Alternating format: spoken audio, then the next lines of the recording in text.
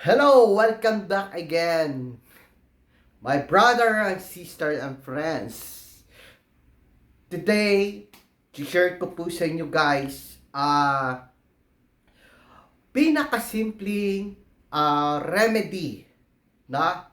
Let's find out the simple remedy for ADHD.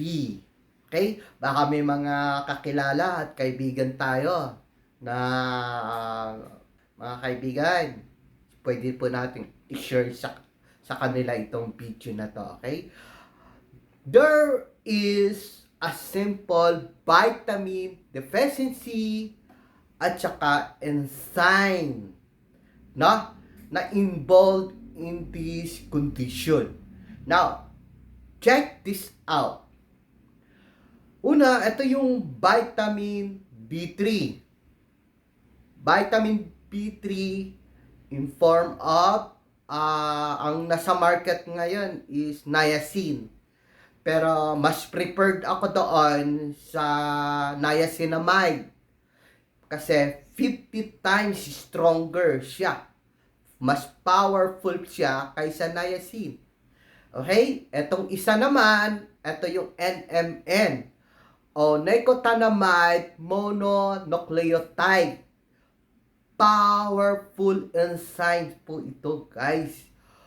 What if kung wala po ito?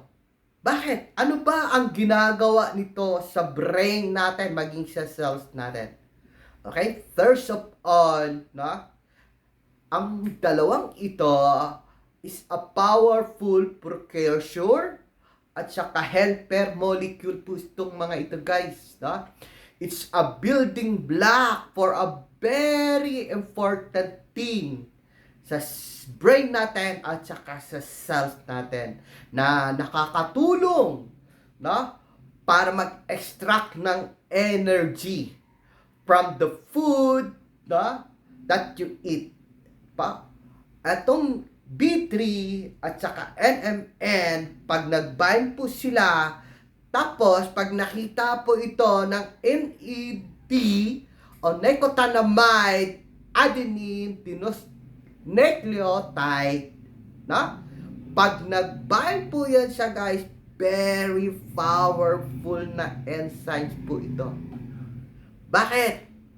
Ang nagagawa lang naman ito, guys, every time we eat food, whether it's protein, fat man yan, o carbohydrates man yan, this powerful enzyme, NAD, help you to take those electron na gagaling doon sa foods na kinain natin and put it into a battery.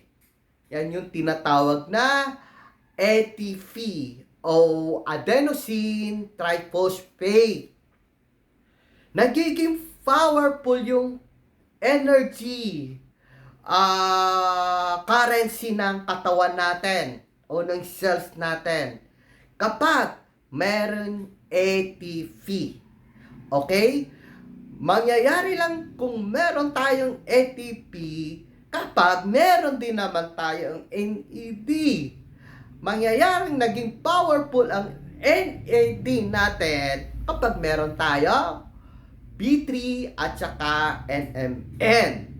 Guys, kapag kulang tayo ng NMN at saka B3, guys, magkakaproblema yung cells and brain natin. Okay? Our brain and cells will suffer and they cannot get energy. So, Doc, anong kaugnayan doon sa ADHD? Yan ang tatalakayin po natin sa susunod na video nito. Thank you so much.